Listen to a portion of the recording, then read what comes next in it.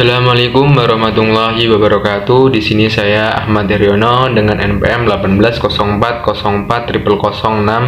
Ekonomi Syariah kelas D. Di sini saya akan menjelaskan pertanyaan dari UTS Manajemen Perusahaan, yaitu untuk soal nomor 1. Dari materi yang telah diberikan sebelumnya, jelaskan yang dimaksud fungsi perencanaan, apa saja keuntungan dan kelemahan.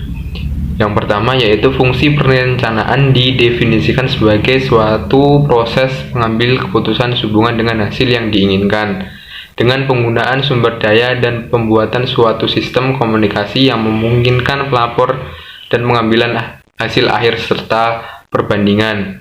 Untuk kelebihan perencanaan itu sendiri yaitu membuat tujuan lebih khusus, terperinci, dan lebih mudah dipahami. Yang kedua, menghemat waktu, usaha, dan penempatan tanggung jawab lebih tepat dan memudahkan dalam berkoordinasi. Untuk kelemahan perencanaan itu sendiri yaitu pekerjaan yang tercakup dalam perencanaan terkadang berlebih atau tidak sesuai dengan kenyataan. Perencanaan cenderung menunda kegiatan. Perencanaan mungkin berlebihan dari kenyataan dan mungkin terlalu membatasi manajemen untuk berinisiatif dan berinovasi. Untuk soal nomor 2, jelaskan fungsi perencanaan Telkomsel menggunakan 4 tahap dasar, yaitu yang pertama, penempatan tujuan. Dalam penempatan tujuan, Telkomsel akan menguatkan 3 paradigma perusahaan, yaitu sebagai penyediaan digital perform, dan digital service. Yang kedua yaitu memutuskan keadaan sekarang.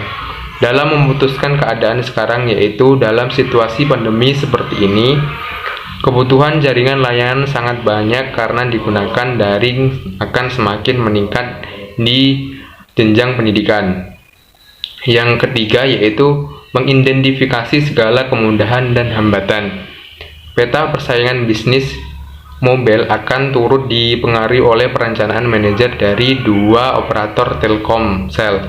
Apabila manajer kedua operator tersebut terwujud, diharapkan akan memberikan dampak yang baik bagi industri dan mengurangi tingkat kompetisi yang cukup intens dalam beberapa tahun ini. Untuk yang terakhir yaitu mengembangkan kegiatan.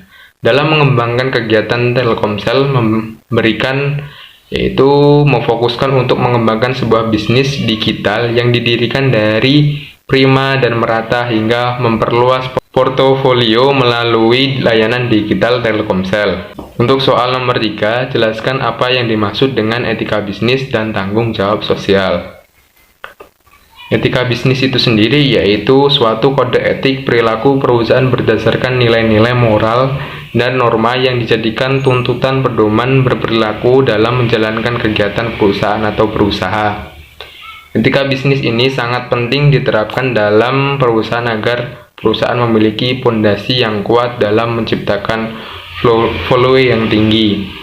Untuk tanggung jawab sosial itu sendiri yaitu peraturan pemerintah dan perundangan saling berkaitan satu sama lain. Tanggung jawab sosial perusahaan adalah suatu konsep bahwa organisasi, khususnya perusahaan, adalah memiliki kegiatan bentuk tanggung jawab terhadap seluruh pemangku kepentingannya, yang diantaranya yaitu konsumen, karyawan, pemegang saham, komunitas, dan lingkungan dalam segala aspek operasional perusahaan yang mencakup aspek ekonomi, sosial, dan lingkungan.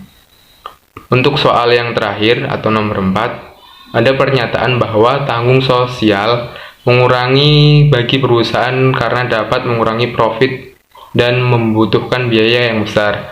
Apakah Anda setuju dengan pendapat tersebut? Jawaban dari saya tidak setuju, karena dengan adanya tanggung jawab sosial ini akan memberikan dampak yang positif bagi lingkungan. Untuk perusahaan wajib yang namanya mengeluarkan biaya untuk mengurangi atau mengembalikan kondisi sosial dan lingkungan perusahaan ke kondisi normal akibat kegiatan-kegiatan dari perusahaan yang telah dilakukan di lingkungan alam. Baik, itu saja yang dapat saya sampaikan. Saya akhiri. Wassalamualaikum warahmatullahi wabarakatuh.